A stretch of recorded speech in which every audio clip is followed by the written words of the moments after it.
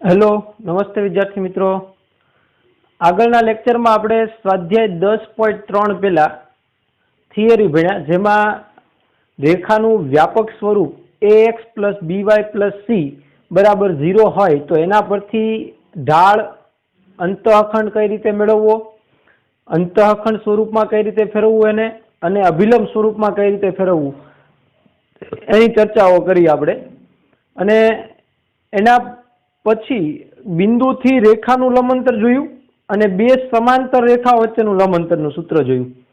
તો આ સૂત્રના ઉપયોગ કરી બરાબર અને આપણે આગળ વધવાનું છે સ્વાધ્યાય 10.3।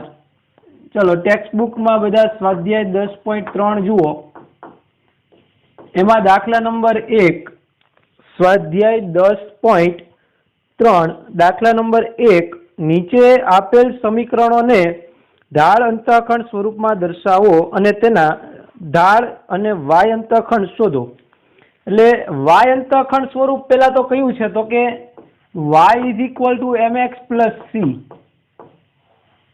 આ આપણી પાસે ઢાળ અને વાય અંતઃખંડ આપેલો હોય ત્યારની વાત છે, બરાબર। આગળ થિયરીમાં જોયું કે વાય અંતઃખંડ આપેલો હોય c અને ઢાળ આપેલો હોય m, તો y = mx + c એ આપણી પાસે ઢાળ અને અંતઃખંડ સ્વરૂપ છે, ઢાળ અંતઃખંડ સ્વરૂપે। તો એ સ્વરૂપમાં પેલા લાવવાનું, તો આ સ્વરૂપમાં લાવવા માટે y ને સૂત્રનો કર્તા બનાવવાનો, એના પરથી આપણને ઢાળ મળશે અને અચળ પદ હોય એને આપણે અંતઃખંડ કહેશું y। તો 3 દાખલાઓ આપ્યા છે, એમાં પેલું જે છે એમાં કીધું છે આપણને દાખલા નંબર 1 એનું પેલું x + 7y = 0, x + 7y = 0। તો y ને સૂત્રનો કર્તા બનાવો તો x ને પેલા પેલી બાજુ જવા દો, તો 7y = -x લખાય। તો y = -1/7 × x અને +0 લખાય, +0 કેમ કે અચળ પદ છે એ કયું છે એમાં 0 ને y = mx + c સાથે સરખાવતા m બરાબર કેટલા મળશે? જુઓ mx + c સાથે સરખાવવું એટલે x નો સહગુણક, અહીંયા -1/7 એટલે ઢાળ મળ્યો 1/7 અને y અંતઃખંડ c બરાબર કેટલા આવશે? 0। y અંતઃખંડ c બરાબર 0। તો પેલા તો ઢાળ અંતઃખંડ સ્વરૂપે દર્શાવ્યું આપણે, આ છે ઢાળ અંતઃખંડ સ્વરૂપ, એમાંથી આપણે આની સાથે સરખાવી અને ઢાળ અને અંતઃખંડ વાય અંતઃખંડ મેળવો। રેડી? તો એ જ રીતે બીજો જોઈએ, તો બીજામાં શું કીધું છે તો કે બીજામાં આપ્યું છે 6x + 3y - 5 = 0। તો આમાં પણ y ને કરતા બનાવવો હોય તો પેલા y સિવાયનું પદ છે ને પેલી બાજુ જવા દો, તો 3y = 6 છે એ -6x થઈ જશે અને આ +5। રેડી?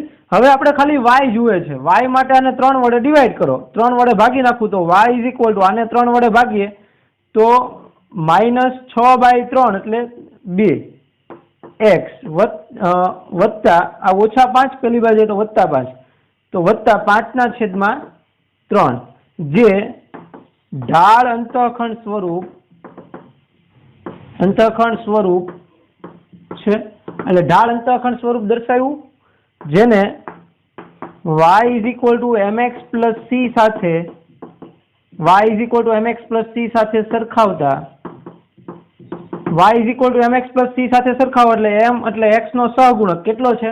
-2, એટલે ઢાળ મળી ગયો આપણને m બરાબર -2, ઢાળ મળી ગયો m બરાબર -2 અને અચળ પદ કયું છે તો કે c બરાબર 5/3। તો ઢાળ મળ્યો અને y અંતઃખંડ, તેથી ઢાળ m બરાબર -2 તથા y અંતઃખંડ c બરાબર 5/3 છે। રેડી? તો આ રીતે ને લખી શકાય। અને ત્રીજું જે છે y બરાબર 0, તો y બરાબર 0 એટલે ત્યાં આગળ ઢાળ પણ 0 હશે, કેમ કે x નો સહગુણક દેખાતો x વાળું પદ નથી, એનો મતલબ એનો સહગુણક 0। तो त्रीजो है ये जाते लखी नाखजो y = 0 ये ऑलरेडी आपने ढाल अंतःखंड स्वरूप आपेलू है એને y = mx + c સાથે સરખાવો એટલે m = 0 અને c = પણ 0. રેડી? ચલો દાખલા નંબર 2. દાખલા નંબર 2 એમાં શું કીધું કે નીચે આપેલ સમીકરણને અંતઃખંડ સ્વરૂપમાં દર્શાવો અને તેમના દ્વારા અક્ષો પર કપાતા અંતઃખંડો શોધો. એટલે અંતઃખંડ સ્વરૂપ પહેલા તો કયું છે એ જુઓ. તો કે અંતઃખંડ સ્વરૂપ x/a + y/b = 1 જ્યાં a અને b કોણ છે તો કે એ અક્ષો સાથે કપાતા અંતઃખંડો છે. બરાબર? તો આપણે a અને b મેળવવાના છે. પહેલા તો આ સ્વરૂપમાં ફેરવવાનું x/a + y/b = 1. અહીંયા બરાબરમાં 1 લાવવાનું છે. તો એ સ્વરૂપમાં પહેલા ફેરવવાનું ને પછી a અને b ની કિંમત નક્કી કરવાની. એટલે એ અંતઃખંડ થઈ ગયું. તો પેલું જે આપણને આપ્યું છે બીજાનું પેલું એમાં શું આપ્યું છે તો કે 3x + 2y - 12 = 0. હવે હું શું કરું તો કે -12 છે અને પેલી બાજુ જોવા દો એટલે એ +12 થઈ ગયા. તો આને લખાય 3x + 2y = 12. હવે બંને બાજુ 12 વડે ભાગતા બંને બાજુ 12 વડે ભાગતા બંને બાજુ 12 વડે ભાગવું એટલે 3/12 × x વત્તા 2/12 × y બરાબર 12/12.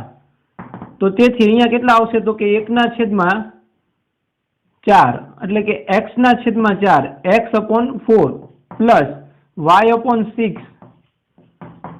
= 1. તમે જુઓ તો આ સ્વરૂપ આવી ગયું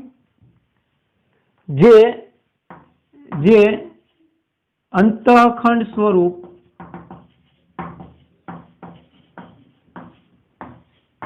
બરાબર અંતઃખંડ સ્વરૂપે મેળવો એટલે અંતઃખંડ સ્વરૂપમાં ફેરવી દીધું આપણે x/a + y/b = 1 વાળું.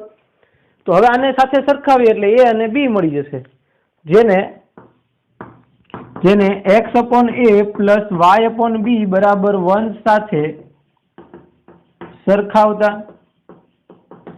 એની સાથે સરખાવવું એટલે a બરાબર કેટલા મળ્યા મને 4 તથા b બરાબર કેટલા મળશે 6. આમ x અંતઃખંડ એટલે અંતઃખંડો કેવાના x અંતઃખંડ એટલે a આમ x અંતઃખંડ a બરાબર 4 તથા y અંતઃખંડ બરાબર b બરાબર 6 છે. રેડી? એટલે પેલા એને અંતઃખંડ સ્વરૂપમાં લાવવાનું એટલે અંતઃખંડ સ્વરૂપ એટલે x/a + y/b = 1 અંતઃખંડ સ્વરૂપમાં ફેરવું અને પછી એને આની સાથે સરખાવ્યું એટલે a અને b ની કિંમત મળી. તો a કોણ છે તો કે a છે એ x અંતઃખંડ છે અને b કોણ છે તો કે y અંતઃખંડ. એટલે a અને b મેળવી લીધા એટલે x અંતઃખંડ 4 અને y અંતઃખંડ 6. એટલે આપણને એવું કીધું કે અંતઃખંડો શોધો. રેડી? ચલો એના જેમ જ બીજું તો બીજામાં શું આપ્યું છે આપણને તો કે 4x - 3y = 6. તો આમાં તો સીધું જ છે 6 વડે ભાગી નાખો. પેલા તો આ મુજબ અહીંયા 12 વડે ભાગ્યા હતા અહીંયા =1 લાવવાનું છે આપણે. બરાબર 1 લાવવા માટે કેટલા વડે ભાગવા પડે 6 વડે. તો બંને બાજુ 6 વડે ભાગતા બંને બાજુ 6 વડે ભાગવું એટલે 4/6 × x એટલે 4x/6 પ્લસ સોરી માઇનસ અહીંયા વચ્ચે માઇનસ છે એટલે માઇનસ 3y/6 = 6/6 એટલે 1. તો અહીંયા જોઈએ ને આપણે તો શું આવશે તો કે x અહીંયા 2 વડે ભાગ આવશે એટલે 2/3 × x માઇનસ y/2 = 1. તો આને અંતઃખંડ સ્વરૂપમાં લખવું હોય તો x છે એ ખાલી અહીંયા x જ હોવો જોઈએ.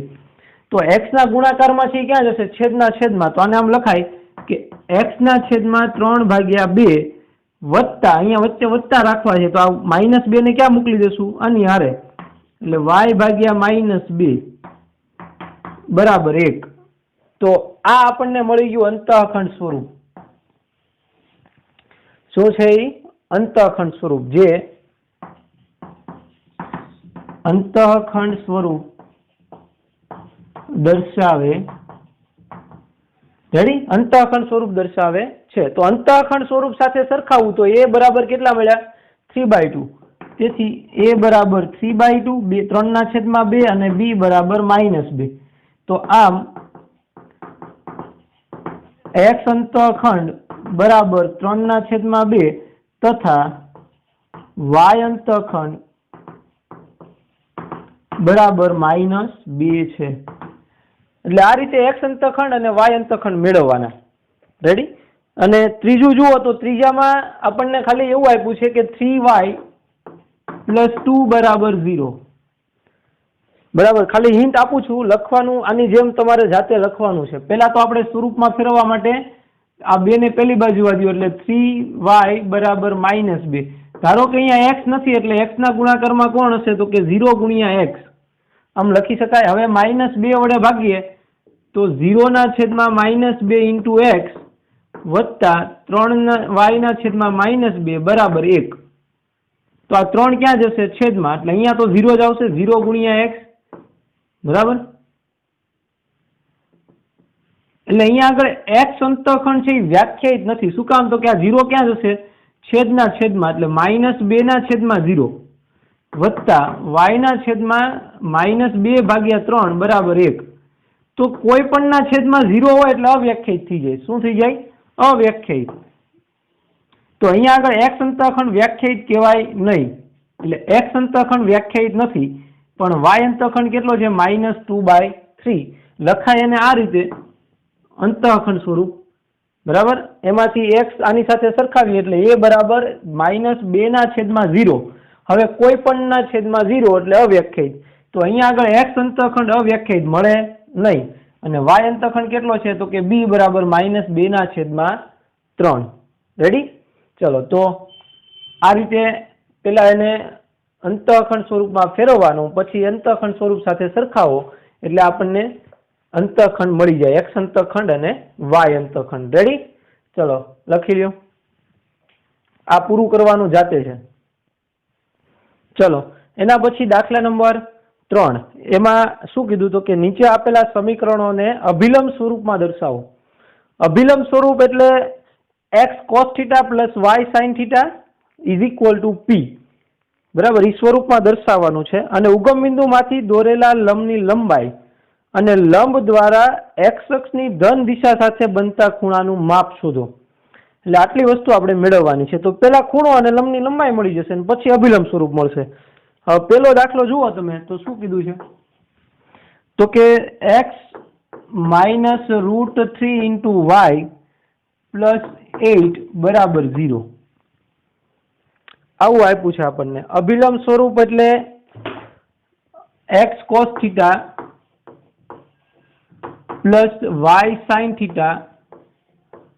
= p. તો અહીંયા આપણે થીટા મેળવવાનો અને p ની કિંમત મેળવવાની છે. તો એના માટે શું કરી શકાય એ વિચારો. તો પેલા તો આપણે આગળ થિયરીમાં ભણી ગયા કે cos θ sin θ અને p મેળવવાનું. તો cos θ એટલે a/√a² + b². sin θ એટલે b/√a² + b². અને p એટલે mod c એટલા માટે કે લંબાઈ ક્યારેય ઋણ ન હોય એટલે a² + b². તો આ 3 સૂત્ર પરથી આપણે જોવાનું છે. તો પેલા cos θ મેળવવા, આને તો ને ax + by + c બરાબર 0 સાથે પેલા સરખાવવું પડે. સાથે સરખાવતા ચલો એની સાથે સરખાવવું એટલે a બરાબર 1, b બરાબર -√3, a બરાબર x નો સહગુણક 1, b બરાબર y નો સહગુણક -√3 અને c અચળ પદ 8. આવું આપણને આપેલું છે. આના પરથી આપણે અહીંયા જઈએ cos θ. તો cos θ બરાબર કેટલા છે? તો કે a એટલે 1, 1/√1 વત્તા 1/2 1 અને -√3/2 3 એટલે 1/4 હવે વર્ગમૂળમાં 4 એટલે એનું શું થઈ જશે? વર્ગમૂળ કાઢીએ 4 નું એટલે 2 એટલે 1/2. એ જ રીતે સાઇન થીટા માટે જુઓ તો સાઇન થીટા માટે માઇનસ આપ્યું છે, માઇનસ વર્ગમૂળમાં 3 એના છેદમાં વર્ગમૂળમાં 1 + 3 એટલે માઇનસ વર્ગમૂળમાં 3 છેદમાં 4 નું વર્ગમૂળ 2. તો આ ધન મળ્યું અને આ ઋણ મળ્યું. હવે આપણે ચરણ જોવાનું, કયા ચરણમાં કયું મૂલ્ય હોય છે. તો કે કોસનું મૂલ્ય ધન, કોસનું મૂલ્ય કેવું છે ધન અને સાઇનનું મૂલ્ય કેવું છે ઋણ. તો એ ક્યાં મળે તો કે ચોથા ચરણમાં, ચોથું ચરણ. હવે અહીંયા આગળ થીટા છે એ પાછો કેવો હોવો જોઈએ એ પણ આપણે વાત કરી કે થીટા છે એ કેવો હોવો જોઈએ 0 અને 90 ની વચ્ચે હોવો જોઈએ, અથવા તો 0 અને 180 ની વચ્ચે હોવો જોઈએ. બરાબર, થીટા 0 થી 180 ની વચ્ચે હોવો જોઈએ થીટા. તો એ ન હોય તો શું કરવાનું તો કે 360 માંથી બાદ કરી દેવાનું. બીજો ઓપ્શન એ છે એનો. અથવા તો તમે એવું કરો કે sine theta upon cos theta મેળવો, એના પરથી પણ નક્કી થઈ જાય થીટા. રેડી? ચલો તો હવે શું કરશું તો કે અહીંયા સાઇન થીટા અને કોસ થીટા, સાઇન થીટા ધન અને કોસ થીટા છે, સોરી કોસ થીટા ધન અને સાઇન થીટા ઋણ મળ્યું. તેથી થીટા એ કયા ચરણમાં છે તો કે ચતુર્થ ચરણમાં, ચતુર્થ ચરણમાં છે. હવે થીટા ચોથા ચરણમાં હોય તો એનું મૂલ્ય ક્યારે થાય 1/2 અને અહીંયા માઇનસ. તો એ પાછું આમ પણ જોઈ શકાય ને આપણે નીચે અહીંયા માઇનસમાં પણ, એટલે -π થી π થીટા છે -π થી π લઈ શકાય. -π થી π, -π less than theta less than π, -180 થી. એટલે આમ જુઓ ને તો ચોથું ચરણ પણ કોસ નું મૂલ્ય 1/2 અને સાઇન નું મૂલ્ય √3/2 ક્યારે મળે એ જોવાનું છે આપણે. ક્યારે મળે કયો તો જોઈ. સાઇન નું મૂલ્ય √3/2 ક્યારે મળે અને કોસ નું મૂલ્ય 1/2 ક્યારે મળે તો કે 60 ડિગ્રી માટે. બરાબર, 60 માટે મળે. તો એક્સ અક્ષની ધન દિશા સાથે 60 નો ખૂણો બનાવે પણ -60 નો બનશે. કેટલાનો? -60 નો. શું કામ તો કે ચોથું ચરણ છે એટલે. તો તેથી થીટા બરાબર -60 ડિગ્રી. થીટા મળી ગયો -60 ડિગ્રી. આને બીજું લખવું હોય તો -π/3 પણ લખી શકાય. -180 થી 80 એટલે પાય આમ રેડિયન ને અંશ બે લખી શકાય. હવે પી નું મૂલ્ય મેળવવું છે, લંબની લંબાઈ પી બરાબર એટલે મોડ સી, સી એટલે 8.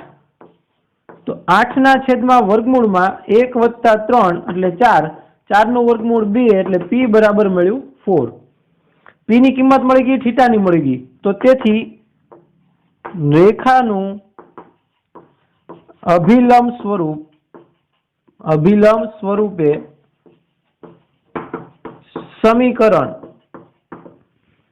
કયું મળશે અભિલંબ સ્વરૂપે તો કે x cos θ, એટલે કે x cos θ કેટલો છે -π/3 અથવા તો -60 પણ લખી શકાય, plus y sin -60 is equal to p એટલે 4. આની અંદર કિંમત મૂકી આપણે થીટા અને p ની. રેડી? તો આ માઇનસ છે cos યુગ્મ વિધેય, cos યુગ્મ વિધેય એટલે માઇનસ ને ગળી જાય. cos કેવું વિધેય છે? યુગ્મ વિધેય. એટલે કે જો cos છે એમાં થીટા માઇનસ હોય તો એ cos થીટા લખાય. શું કામ તો કે એ માઇનસ ને ગળી જાય. પણ જો sin -θ હોય તો અયુગ્મ વિધેય. હવે sin અયુગ્મ વિધેય એટલે માઇનસ ગળી શકે નહીં એટલે એ બહાર કાઢે એટલે -sin θ થઈ જાય. તો એ મુજબ જોઈએ તો અહીંયા આગળ ફાઇનલ સમીકરણ આપણને આવું મળે કે x cos 60 ડિગ્રી માઇનસ આ માઇનસ બહાર આવી જાય એટલે y sin 60 ડિગ્રી બરાબર 4. આમ લખી શકાય cos 60 માઇનસ y sin 60 બરાબર 4. આ અભિલંબ સ્વરૂપે સમીકરણ. રેડી? બીજી રીત પણ તમને શીખવાડું. તો બીજી રીતે જો તમારે ભણવું હોય તો આ મેળવ્યા વગર cos θ વગેરે તો બીજું કઈ રીતે ગણી શકાય તો કે આપણને x -√3y બરાબર 8 આપ્યું છે. બરાબર, તો 8 છે એના 2 × 4 કરવાનું એટલે x -√3y બરાબર 2 × 4. હવે આ બે ને છે ભાગવાના, બંને બાજુ 2 વડે ભાગવું એટલે 1/2 into x minus √3/2 into y બરાબર 4. તો અહીંયા આપણે એક્સ ના ગુણાકારમાં કોસ થીટા લાવવાનું છે અને વાય ના ગુણાકારમાં સાઇન થીટા લાવવાનું. તો કોસ થીટાનું મૂલ્ય 1/2 ક્યારે થાય તો કે 60 એટલે કોસ 60 માઇનસ વાય સાઇન 60 બરાબર 4. તો અહીંયા આગળ પ્લસ લાવવું છે, પ્લસ લાવવા માટે પાછું અહીંયા માઇનસ કરવું પડે એટલે કોસ -60 વત્તા વાય સાઇન -60 બરાબર 4. એટલે આ અભિલંબ સ્વરૂપ થયું, આ અભિલંબ સ્વરૂપ થયું. આ મેથડમાં તમને થીટા અને પી પેલા મળી જશે અને આમાં પછી મળશે. આને આની સાથે સરખાવો એટલે થીટા બરાબર -60 અને પી બરાબર 4. જે આપણને પ્રશ્ન કીધું છે બરાબર કે અભિલંબ સ્વરૂપમાં ફેરવો, એટલે અભિલંબ સ્વરૂપમાં ફેરવવા માટે આ મેથડ પણ સાચી કહેવાય અને આ મેથડ પણ ચાલે. તમે કોઈ પણ મેથડથી ગણી શકો બરાબર. જો આ તમને સીધું ખબર પડી જાય કેટલા વડે ભાંગવા પડશે તો તમે સીધું મેળવી શકો, પણ જો આ ન ખબર પડે તો તમે આ રીતે ગણી શકો. તો આમાં પાછી કઈ ખબર પડવી જોઈએ? સાઇન થીટા અને કોસ થીટાનું મૂલ્ય ધન ઋણ, ચરણ નક્કી કરો, ચરણ પરથી થીટા નક્કી કરો. હા બરાબર ને. તો બંને મેથડ છે એ થોડીક ટફ છે ને થોડીક ઈઝી પણ છે, બે બાજુ છે એટલે મીડિયમ ગણી શકાય. રેડી? ચલો તો હવે જોઈએ દાખલા નંબર 2, ત્રીજાનો બીજો. એમાં શું કીધું આપણને તો કે y-2 બરાબર 0. હવે y-2 બરાબર 0 એમાં પેલા 2 ને પેલી બાજુ જોવા દો તો y બરાબર 2 લખાય. હવે આને કેટલા વડે ભાગવા તો કે કાંઈ નહીં, અહીંયા આગળ પેલાને પૂરું સ્વરૂપ આપી દો 0 ગુણ્યા x વત્તા y બરાબર 2. તો હવે 0 ક્યારે થાય કોસનું મૂલ્ય તો કે 90 એટલે હું આમ લખી શકું કોસ 90 ડિગ્રી વત્તા અહીંયા 1 છે એટલે y સાઇન 90. થીટા હંમેશા સમાન હોય બંને બરાબર. થીટા ક્યાં છે કેવો છે સમાન બે માટે. તો આ મળી ગયું, સીધે સીધું સ્વરૂપ મળી ગયું. જુઓ જે અભિલંબ સ્વરૂપ દર્શાવે છે, અભિલંબ સ્વરૂપ સીધું મળી ગયું. કેમ કે x નથી એટલે એનો સહગુણક 0 હશે એટલે એને લખાય 0x વત્તા 1y ઇઝ ઇક્વલ ટુ 2. એટલે અહીંયા 1 છે y ના ગુણાકારમાં, y ગુણ્યા 1 તો 1 એટલે સાઇન 90 અને 0 એટલે કોસ 90 એટલે બે થીટા મળી ગયો સરખો. રેડી? તો તેથી થીટા બરાબર 90 અને પી બરાબર લંબની લંબાઈ 2 એટલે લખવાનું છે. એટલે આમ થીટા બરાબર 90 ડિગ્રી અને ઉગમ બિંદુમાંથી દોરેલા લંબની લંબાઈ પી બરાબર 2. રેડી? ચલો એના જેવો જ ત્રીજો છે. ત્રીજામાં શું કીધું છે જુઓ, ત્રીજાનો ત્રીજો એમાં આપણને x - y બરાબર 4 આપ્યું છે. x - y બરાબર 4. તો અહીંયા આગળ 1 છે અને અહીંયા આગળ પણ 1 છે. x ના સહગુણકમાં 1 છે, y ના સહગુણકમાં 1 છે. તો કેટલા વડે ભાગવા પડે તો કે √2 વડે. તો બંને બાજુ √2 વડે ભાગીએ.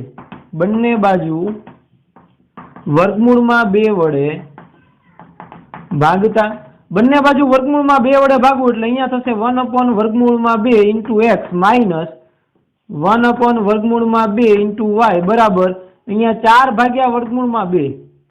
હવે 4 ભાગ્યા વર્ગમૂળમાં 2 એટલે 2 ગુણ્યા 2 ભાગ્યા વર્ગમૂળમાં 2 એટલે 2√2. 4 ને વર્ગમૂળમાં 2 વડે ભાગો એટલે 2 વર્ગમૂળમાં 2 મળે 2√2. તો હવે કોસનું મૂલ્ય 1/√2 45 થાય, પણ આ ધન છે ને આ ઋણ છે એટલે ક્યાં લેશું 45 માઇનસ એટલે આ નામ લખાય x cos -45 ડિગ્રી વત્તા y sin -45 ડિગ્રી બરાબર 2 વર્ગમૂળમાં 2. તો આ અભિલંબ સ્વરૂપ થઈ ગયું સીધે સીધું. તો આને અભિલંબ સ્વરૂપ સાથે સરખાવીએ. અભિલંબ સ્વરૂપ સાથે સરખાવવું તો થીટા બરાબર કેટલા મળે તો કે -45 ડિગ્રી અને p બરાબર 2√2. રેડી? તો આમ એટલે આવું બધું તમારે વચ્ચે લખવાનું કે પેલા તો આ બતાવીને પછી કહેવાનું કે જે અભિલંબ સ્વરૂપ દર્શાવે છે, પછી એવું કહેવાનું જેને અભિલંબ સ્વરૂપ સાથે દર્શાવો સરખાવો એટલે થીટા બરાબર -45 અને પી બરાબર 2√2. રેડી? તો એ રીતે પણ તમે એને બતાવી શકો. એટલે બે મેથડ છે, તમને બે શીખવાડી છે, તમને જે યોગ્ય લાગે તમે ગણી શકો. આ થોડીક લેન્ધી પડશે, થોડીક મોટી પડશે, પણ ઈઝી છે. આ પણ અને આ પણ ઈઝી છે. આમાં તમને ખબર પડવી જોઈએ કે કેટલા વડે ભાગશું તો બે થીટા સરખા મળશે બે માટે. તો થીટાની કઈ કિંમત માટે કોસનું મૂલ્ય કેટલું છે અને સાઈનની થીટાની કિંમત માટે કોસનું મૂલ્ય કેટલું એ આપણે મેળવવું પડે પેલા. રેડી? ચલો લખી લ્યો. એટલે દાખલા નંબર 4 જોઈએ. ચલો એના પછી દાખલા નંબર 4 એમાં શું કીધું આપણને? તો કે બિંદુનું રેખાથી લંબ અંતર શોધો. એટલે એ લંબ અંતર જ થયું, બિંદુથી રેખાનું લંબ અંતર. એટલે પેલા તો બિંદુ આપણને આપ્યું છે -1,1 -1,1 અને રેખા આપી છે આપણને 12 × x + 6 બરાબર 5 × y - 2. તો પેલા તો રેખાને એના વ્યાપક સ્વરૂપમાં, એના પ્રમાણિત સ્વરૂપમાં ફેરવવું પડે. વ્યાપક સ્વરૂપ એટલે ax + by આ સ્વરૂપમાં લાવવાનું, ax + by + c બરાબર 0. હવે આપણે એક વાત કરી હતી સૂત્ર કે જો px1 y1 હોય, px1 y1 નું રેખા ax + by + c બરાબર 0 થી અંતર સ્મોલ p હોય તો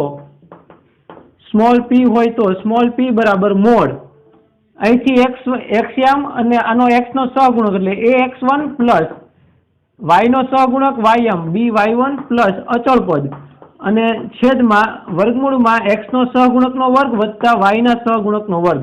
આ સૂત્ર આપણે જોયું અંતરનું, બિંદુથી રેખાનું અંતર. તો એ સૂત્રની અંદર કિંમત મૂકવાની. તો x1 y1 કોણ છે? તો કે અહીંયા આગળ x1 y1. હવે પેલા તો રેખાને આ સ્વરૂપમાં લાવવું પડે આપણે.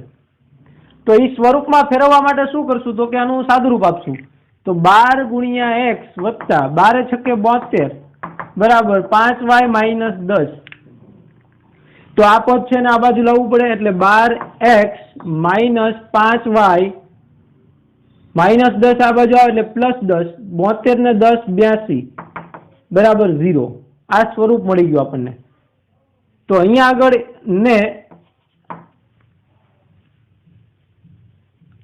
ને ax + by + c બરાબર 0 સાથે સરખાવતા a બરાબર 12, b બરાબર -5 અને c બરાબર 82 થશે. તો હવે બિંદુથી રેખાનું લંબ અંતર, તેથી બિંદુથી રેખાનું અંતર p હોય તો અંતર સ્મોલ p હોય તો સ્મોલ p બરાબર mode ax1 plus by1 plus c upon વર્ગમૂળમાં a² પ્લસ b². એટલે સૂત્ર યાદ રહે એટલા માટે મેં ફરી વાર લખ્યું. અહીંયા લખ્યું જ છે જુઓ, પણ અહીંયા ફરી વાર એટલા માટે લખ્યું તમને યાદ રહી જાય. બરાબર? ચલો હવે અંતર છે p બરાબર મોડ a એટલે કેટલા છે? તો કે 12. 12 × x1 એટલે -1, પછી પ્લસ b એટલે કેટલા છે? તો કે -5 એને ગુણ્યા y1 એટલે 1 પ્લસ c એટલે 82 આખાના છેદમાં વર્ગમૂળમાં a નો વર્ગ એટલે 144, 12 નો વર્ગ 144 વત્તા b² એટલે 5 -5 નો વર્ગ પ્લસ 25, માઇનસ નો વર્ગ પ્લસ અને 5 નો વર્ગ 25. તો તેથી p બરાબર મોડ -12, 12 ગુણ્યા -1 એટલે -12 -5 પ્લસ 82 એને ભાગ્યા વર્ગમૂળમાં 169, 144 પ્લસ 25 169. એટલે કોનું વર્ગમૂળ થયું? 13 નું. તો સ્મોલ p બરાબર મોડ આ 12 ને 5 17 એટલે 82 -17 છેદમાં વર્ગમૂળમાં 169 એનું વર્ગમૂળ 13 એટલે અહીંયા આવી જશે 13. તો તેથી સ્મોલ પી બરાબર અંતર કેટલું મળશે તો કે 82 છે એમાંથી આપણે 17 છે એ બાદ કરવાના છે એટલે કેટલા આવશે 65 પ્લસ 65/13 બરાબર ને કે નહીં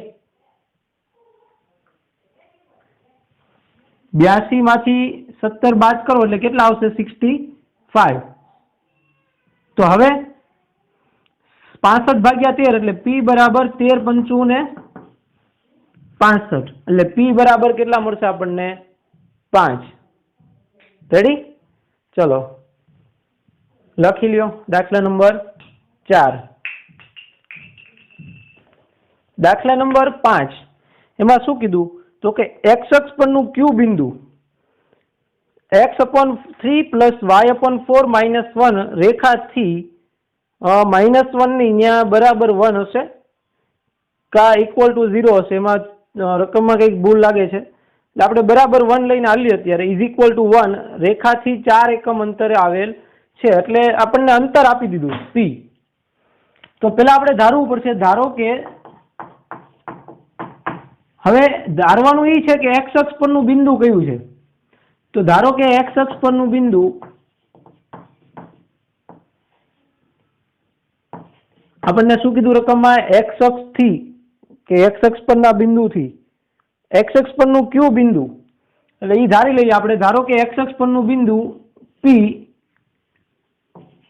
a,0 છે 0 એટલા માટે કેમ કે x અક્ષ પર y હંમેશા કેવો હોય 0 એટલે ધારો કે x અક્ષ પરનું બિંદુ p a,0 નું રેખા x/3 + y/4 = 1 થી અંતર p બરાબર 4 એકમ છે એટલે આપણને અંતર આપી દીધું રેખા કઈ છે તો કે x/3 + y/4 = 1 એટલે કે આનું સાદુરૂપ આપીએ તો 4x + 3y લસા લીધો 3y બરાબર 4 તેરી 12 અહીંયા ગુણાય એટલે 12 અહીંયા આવશે તો આને એમ લખાય કે 4x + 3y - 12 બરાબર 0 તો આ સમીકરણ મળી ગયું આપણને તો તેથી a બરાબર કેટલા મળશે 4 b બરાબર 3 અને c બરાબર -12 અને x1 y1 એટલે આ તો હવે સૂત્ર બિંદુથી તેથી બિંદુથી રેખા વચ્ચેનું અંતર સ્મોલ p હોય તો કયું સૂત્ર ફરીવાર સૂત્ર લખશું p બરાબર mod ax1 + by1 + c બરાબર છેદમાં વર્ગમૂળમાં a² + b². તો હવે બધી કિંમત મૂકતા જઈએ તો p આપણને અહીંયા આપી દીધો 4 અહીંયા અંતર આપી દીધું 4 તો પહેલા તો અહીંયા અંતર મૂકીએ 4 = mod a એટલે કેટલા છે 4 એને ગુણ્યા x1 એટલે a સ્મોલ a પછી પ્લસ b એટલે 3 એને ગુણ્યા y1 એટલે 0 પછી ઓછા પ્લસ છે પણ અહીંયા -12 છે c બરાબર એટલે અહીંયા -12 એના છેદમાં વર્ગમૂળમાં 4 નો વર્ગ 16 + 3 નો વર્ગ 9 તો તેથી 4 બરાબર mod 4a -12 છેદમાં કેમ કે આ તો 0 થઈ ગયું અને છેદમાં 16 × 25 તો હવે 25 નું વર્ગમૂળ 5 એ ક્યાં જશે અહીંયા ગુણાઈ જશે એટલે mod 4 × a -12 બરાબર 4 × 5 એટલે 20 બરાબર આ 25 નું વર્ગમૂળ 5 અહીંયા ગુણાય એટલે 20 તો હવે મોડ છે એટલે પ્લસ ઓર માઇનસ કિંમત થાય મોડ કાઢવું એટલે એકવાર પ્લસ એકવાર માઇનસ એટલે પ્લસ અને માઇનસ બે કિંમત લેવાની તો 4a - 12 બરાબર 20 અથવા 4a - 12 બરાબર -20 એકવાર પ્લસ અને એકવાર માઇનસ જ્યારે માનાંક કાઢો આવી રીતે ત્યારે એકવાર પ્લસ લેવાનું એકવાર માઇનસ લેવાનું બે લેવાનું તો પ્લસ લઈએ ત્યારે શું મળે તો કે 4a બરાબર 4a બરાબર આ 12 પેલી બાજુ એટલે પ્લસ થાય તો 20 વત્તા 12 અથવા અહીંયા આગળ જોઈએ તો 4a માઇનસ 20 વત્તા 12 આ 12 માઇનસ પેલી બાજુ જાય તો પ્લસ તો તેથી 4a બરાબર 20 પ્લસ 12 એટલે 32 અને અહીંયા અથવા 4a બરાબર -8 તો તેથી a બરાબર 32/4 અથવા a બરાબર -8/4 તો તેથી a બરાબર 8 ચોકું 32 અથવા a બરાબર -2 એટલે એની બે કિંમત મળી તો આપણે એવું લખી શકાય કે આમ 8,0 અથવા આમ તો પેલા x અક્ષ પરનું બિંદુ એવું લખવું પડે બરાબર તો આમ x અક્ષ પરનું બિંદુ આમ x અક્ષ પરનું બિંદુ 8,0 અથવા -2,0 નું રેખા x/3 + y/4 = 1 થી અંતર 4 એકમ હશે 4 એકમ છે રેડી તો આ રીતે આપણે બિંદુ પેલા ધારવું પડશે x અક્ષ પરનું બિંદુ એટલે y આમ 0 હોય ઈ યાદ રાખવાનું હવે y આમ 0 હોય તો એનું બિંદુના આમ 1,0 લઈ લીધું એટલે એની કિંમત મેળવવાની રહી આપણે તો એની કિંમત મેળવી ક્યાંથી તો કે સૂત્ર પરથી અંતર આપ્યું p અને x1 y1 અને આને આપણે પેલા એના સ્વરૂપમાં ફેરવ્યું અંતઃખંડ સ્વરૂપ આપેલું હતું તો અંતઃખંડ સ્વરૂપમાંથી પેલા એના વ્યાપક સ્વરૂપ ax + by + c બરાબર 0 ના સ્વરૂપમાં ફેરવવું પડે પછી એની સાથે સરખાવો એટલે a b અને c મળી જાય પછી બધી કિંમત મૂકીને સાદુરૂપ આપ્યું બાકી તો બધું ઈઝી રેડી એટલે પેલા ખબર અહીંયા પડવી જોઈએ કે બિંદુ ધારી લેવાનું x અક્ષ પરનું હવે x અક્ષ પરનું બિંદુ છે ને y આમ 0 હોય એ તમને ખબર હોય રેડી એટલે એ બિંદુ આસાનીથી મળી જશે તો આજે આપણે અહીંયા સુધી રાખીએ દાખલા નંબર 5 સુધી આગળના લેક્ચરમાં આગળના દાખલાઓ છે એ આપણે ગણશું થેન્ક યુ બાય